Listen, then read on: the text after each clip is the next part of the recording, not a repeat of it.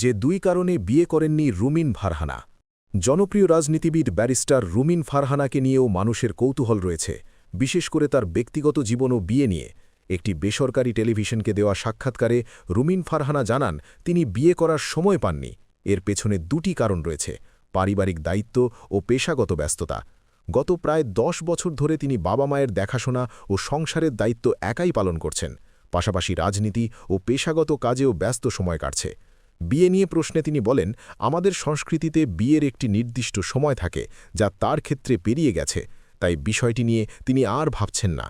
একাকিত্ব নিয়েও তার উত্তর সহজ, তার জীবনে কাজের এত চাপ যে একাকিত্বের সময়ই নেই। প্রেম বা গুজব প্রসঙ্গে তিনি স্পষ্ট করেন, এসব পুরোপুরি গুজব। সামাজিক যোগাযোগ মাধ্যমে নিজের সম্পর্কে নানা মিথ্যা তথ্য দেখেও তিনি অবাক হন।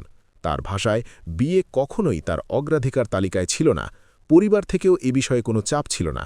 সব মিলিয়ে রুমিন ফারহানার জীবন জুড়ে রয়েছে দায়িত্ব, কাজ আর ব্যস্ততা। ব্যক্তিগত বিষয় নিয়ে নয়, তিনি বেশি মনোযোগী নিজের কাজ ও দায়িত্ব পালনে।